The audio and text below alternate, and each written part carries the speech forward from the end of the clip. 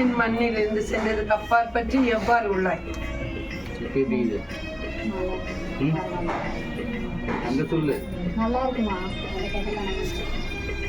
இனி ஒன்றும் வந்து இயலாது. விலகுதா? உன் கையில் இருக்கும் கனியை என் மக கையில் கொடுத்து இவ்விடத்திலே விரயமாக்கிக்கொள். விலகுதா? இனி குறை தீன்று நன்மை பெருகும். விலகுதா? ஆனால் இக்கனியை 3வது நாளும் விரயமாக்கி விடணும். இக்கனியும் உன் இல்லத்தில் இருக்கக்கூடாது. விலகுதா? நீ 5வது நாள் பெருகும் கனி இதுக்கு 1 ரூபா நான் உன்னை அமைதி தருகிறேன். தாயார் வீட்டில் இருக்குமா? தாயார் கண்டே வச்சுக்கணுமா? குறை இல்லை. அல்ல என்றால் இக்கனி அவ்விடத்தில் திருப்பி அவ்விடத்தில் வேற மாட்டிக்கொள்.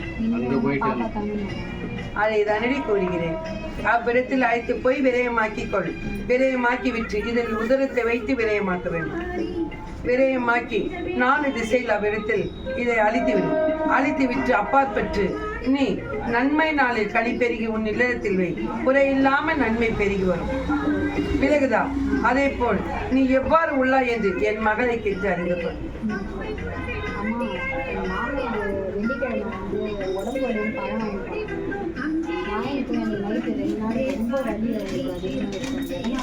அவள் கையில் வாங்கினது ஒன்று, மனதில் நினைத்தது ஒன்று, இல்லத்தில் வைத்தது ஒன்று. விலகுதா? இவ்விடத்தில் என்னிடத்தில் பெருகும் போது நினைத்து பெருகினது ஒன்று, இல்லறத்துக்கு அழைத்து போய் வைத்தது ஒன்று, அதுக்கு அப்பாற்பட்டு நினைத்தது ஒன்று. நான் கனி அவ்விடத்தில் அளிக்கும் போது என்ன கூறி அளித்தேன் கூறு.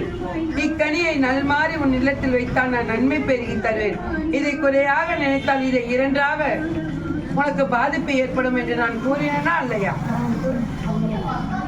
அவள் நினைத்ததுக்கு அவள் இப்போது அனுபவித்துக் கொண்டிருக்காள். மற்றபடி வேறு ஒன்றும் அல்ல. விலகுதா?